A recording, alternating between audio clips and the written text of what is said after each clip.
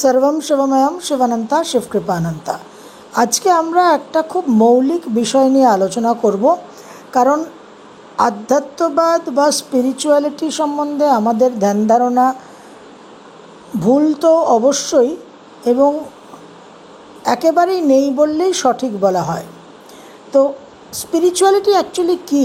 একটা মানুষের জীবনে মানুষ জন্মগ্রহণ করার পর তার সংসারে চলার পথে সে যেভাবে ঈশ্বরের সঙ্গে কানেক্ট করে, তার পূজা পাঠ আচার অনুষ্ঠানের মাধ্যমে, তার বিভিন্ন মন্ত্রপাঠ জপ গুরুজপ করার মাধ্যমে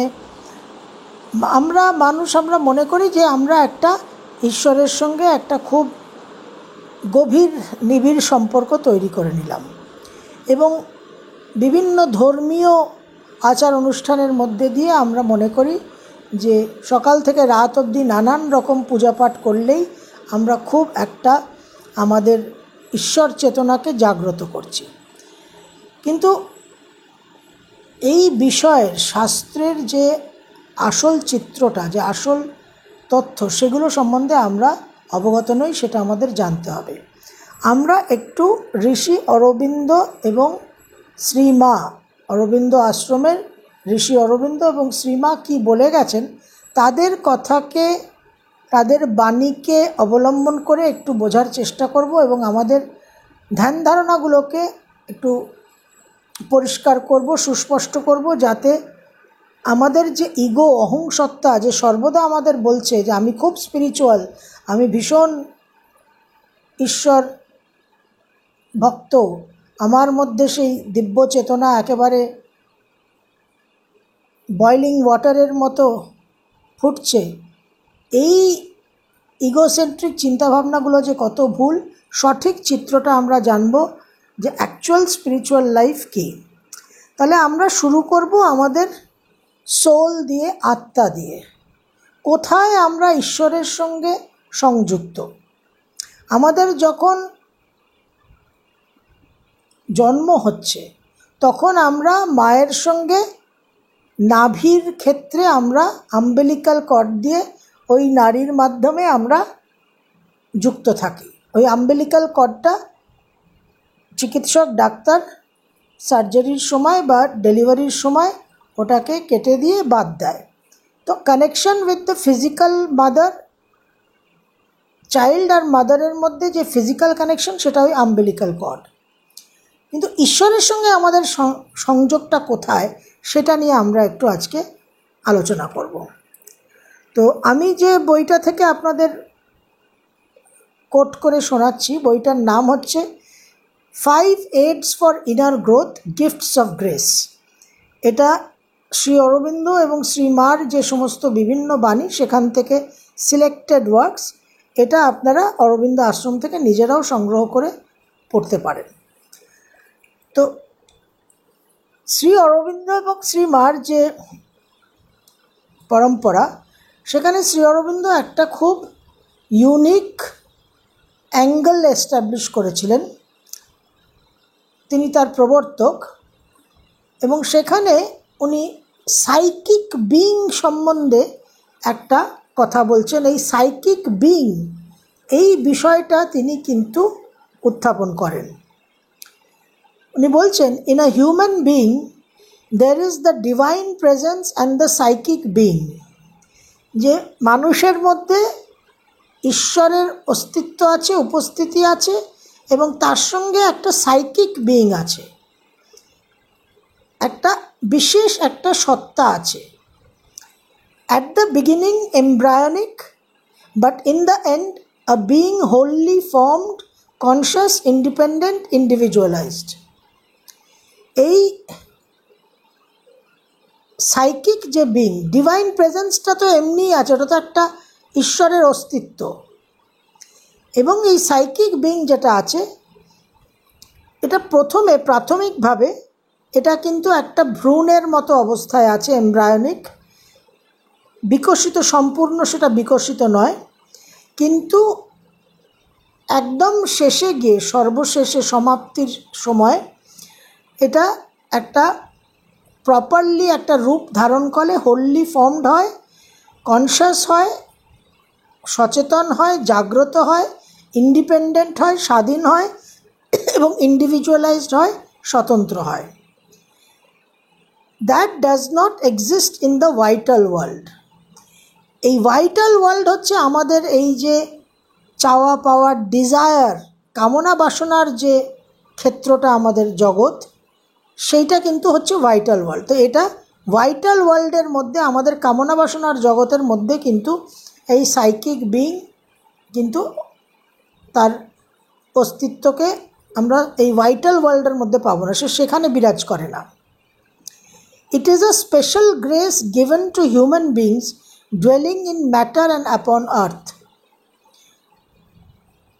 মানুষ, এই মানব জাতি যে এই জড় বিশ্বে, পৃথিবীতে যে বসবাস করছে, এই মানব জাতির জন্য it is a special grace, এটা একটা বিশেষ কৃপা এই সাইকিক বিংটা। And because of this there is no human being who cannot be converted if he wants to. এই সাইকিক বিংয়ের কারণে এমন কোনো মানুষ নেই যার পরিবর্তন হতে পারে না, যার উন্নতি বিকাশ হতে পারে না, যার উত্তরণ হতে পারে না, যদি সে সেটা চায়, যদি সে সেটাকে কামনা করে, যদি সেটা তার আকাঙ্ক্ষা হয়। That is, there is a possibility of his wanting it and the moment he wants it he can do it। অর্থাৎ মানুষের মধ্যে একটা সম্ভাবনা আছে এই সাইকিক বিংকে, এই ঈশ্বরের সঙ্গে একটা সংযোগকে স্থাপন করা, এবং সে যদি চায় তাহলে সে সেটাকে পেতে পারে, সেটা তার পক্ষে কিন্তু দুঃসাধ্য নয়। He is sure to succeed the moment he wants it. মানুষের মধ্যে সেই সংকল্প, সেই চেতনা যেই জাগ্রত হবে যে আমি ঈশ্বরের সঙ্গে সংযুক্ত হব, তখন কিন্তু সে সেটাকে অর্জন করতে পারবে। হি is sure to succeed the moment he wants ইট।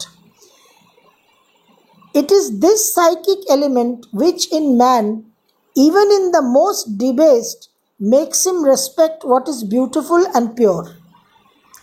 এই যে সাইকিক বিং, এই যে একটা বিশেষ সত্তা মানব জাতির মধ্যে, মানুষ এই মানব প্রজাতির মধ্যে আছে, এটাই কিন্তু তাকে বিশ্বের সমস্ত পবিত্র, সমস্ত বিশুদ্ধ, উন্নত, রমণীয় যা কিছু আছে সব কিছুকে সে শ্রদ্ধা করতে শেখে, সব কিছুকে সে রেসপেক্ট করতে শেখে এই সাইকিক এলিমেন্টের কারণে। এবং সে মানুষ যতই নিকৃষ্ট হোক, যতই হীন হোক, এই সাইকিক বিইংয়ের কারণে কিন্তু তার মধ্যে এই অ্যাপ্রিসিয়েশনের জায়গাগুলো তৈরি হয়। Even the basest man in spite of himself against his own will respects what is pure, noble and beautiful. যে মানুষ অত্যন্ত নিকৃষ্ট, হীন চরিত্র, একেবারে যার সম্পূর্ণ অধঃপতন হয়েছে, সেও কিন্তু এই সাইকিক বিংয়ের কারণে জীবনে যা কিছু নোবেল, যা কিছু সুন্দর, পিওর, পবিত্র, সেক্রেড, সব কিছুকে সে রেসপেক্ট করতে পারে, শ্রদ্ধা করতে পারে, একটা রেভারেন্সের জায়গা তার মধ্যে তৈরি হয় এই সাইকিক বিংয়ের কারণে। এই সাইকিক বিং নিয়ে এবার বলছেন, The soul and the psychic being are not exactly the same thing, although their essence is the same. আমরা সাধারণভাবে কিন্তু এই আত্মা বা সোল শব্দটার সঙ্গে পরিচিত। আমরা সকলেই জানি যে আমাদের মধ্যে আমরা জীবাত্মা, ঈশ্বর পরমাত্মা, জীবাত্মা পরমাত্মার একটা অংশ, এবং আমাদের এই হৃদয়ের এখানে আত্মা অবস্থান করে আছে। এটাই আমাদের ঈশ্বরের সঙ্গে কানেকশন পয়েন্ট, এটাই আমাদের ডিভাইন সেন্টার। আত্মা হচ্ছে আমাদের দৈব কেন্দ্র, ডিভাইন সেন্টার, এটা আমরা সাধারণত জানি। এটাকেই আরও বিস্তৃত করে, আরও সুস্পষ্ট করে অরবিন্দ বলছেন, এবং এটা আমাদের জানা দরকার যে the soul and the psychic being are not exactly the same. Aurobindo যে সাইকিক বিংয়ের কথা বলছেন, যে নতুন এই কনসেপ্টটা উনি তুলে ধরেছেন, সেই সাইকিক বিং আর সোল, আত্মা বলে আমরা যা জানি, তারা এক্স্যাক্টলি দ্য সেম থিং নয়, তারা এক জিনিস নয়, কিন্তু তাদের অন্তরের প্রকৃতিটা এক। The soul is the divine spark that dwells at the center of each being. একটা দিব্য কণা, একটা স্ফুলিঙ্গর মতো, যেটা আমাদের শাস্ত্রে বলা হয়েছে যে অঙ্গুষ্ঠ সমান একটা স্ফুলিঙ্গ, একটা অনির্বাণ জ্যোতি, অঙ্গুষ্ঠ সমান একটা অনির্বাণ জ্যোতি, যেটা আমাদের হৃদয়ের পিছনে সর্বক্ষণ দীপ্তমান। তো এই soul is the divine spark that dwells at the centre of each being. তো এই স্পার্ক, এই স্ফুলিঙ্গ একটা সেই অনির্বাণ জ্যোতির মতো প্রত্যেকটা মানুষের মধ্যে হৃদয়ের কেন্দ্রে এটা অবস্থান করে আছে। It is the divine in man, যেটাকে আমরা ঈশ্বরের অংশ বলে মানছি। প্রত্যেকটা মানুষের মধ্যে যে ঈশ্বরের অংশ, সেটাই হচ্ছে soul, the divine spark, the divine in man. The psychic being is formed progressively around the divine center, the soul. এটা খুব বোঝার প্রয়োজন আছে। The psychic being is formed progressively around this divine center, the soul, in the course of its innumerable lives in the terrestrial evolution, until the time comes when the psychic being, fully formed and wholly awakened, becomes the conscious sheath of the soul around which it is formed. এই যে divine সেন্টারটা, আমাদের যে আত্মা, এই আত্মার চারপাশে এই সাইকিক বিইংটা ধীরে ধীরে ধীরে ধীরে তৈরি হয়, ফর্মড হয়, আকার রূপ ধারণ করে, গঠন হয়, এবং course of innumerable lives in the terrestrial evolution, জন্ম জন্মান্তর ধরে এই যে আমাদের একটা এভলিউশন, বিকাশ, জন্ম জন্মান্তরে ধরে অসংখ্য লাইফ টাইমস ধরে, in the course of its innumerable lives, একটা সময় আসে, until the time comes when the psychic being fully formed and fully awakened, যে এই সাইকিক বিংটা যেটা আমাদের ওই আত্মার চারপাশে তৈরি হয়, যেটা আমরা প্রথমেই বললাম যে একটা ভ্রূণের মতো এমব্রায়োনিক স্টেজে থাকে, পূর্ণ মাত্রায় বিকশিত থাকে না, অসংখ্য লাইফ টাইমস ধরে, ইননিউমারেবল লাইফস ধরে আমাদের পাপ পুণ্য কর্মের মাধ্যমে এই সাইকিক বিং আস্তে আস্তে তৈরি হয়, ফুললি ফর্মড হয়ে যায়, তার গঠনটা পূর্ণতা লাভ করে, সে পূর্ণভাবে জাগ্রত হয়, হোললি অ্যাওয়েকেন্ড হয়,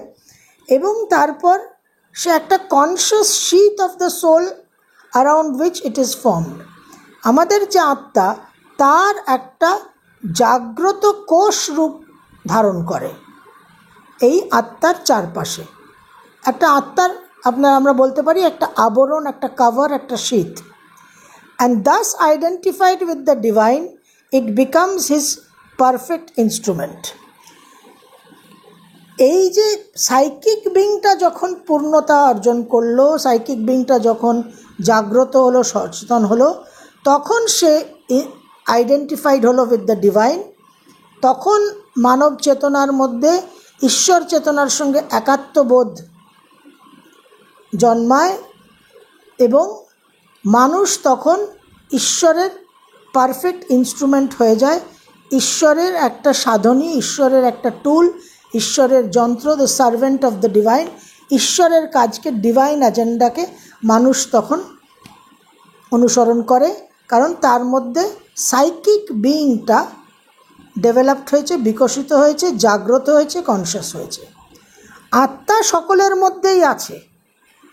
আত্মাটা একটা ডিভাইন স্পার্ক, একটা স্ফুলিঙ্গর মতো, কিন্তু ওই আত্মার চারপাশে একটা সাইকিক বিইং যেটা ভ্রূণ অবস্থায় আছে, সেটা ধীরে ধীরে ধীরে ধীরে জন্ম জন্মান্তরের মাধ্যমে আমাদের মন যত পিউরিফাইড হবে, আমাদের মন যত বিশুদ্ধ হবে, ধীরে ধীরে ধীরে ধীরে ওই সাইকিক বিইংটা একটা রূপ, একটা আকার, একটা কোষের মতো তৈরি হবে, আত্মার চারপাশে, এবং সে তখন যখন পূর্ণতা যখন সে অর্জন করবে, পূর্ণ মাত্রায় যখন তার গঠন তৈরি হয়ে যাবে, সে জাগ্রত হয়ে যাবে, তখন সে ওই ডিভিনিটির সঙ্গে, ঈশ্বর চেতনার সঙ্গে কানেক্টেড হয়ে তখন মানুষের মধ্যে ঈশ্বর চেতনা পূর্ণ মাত্রায় জাগ্রত হবে।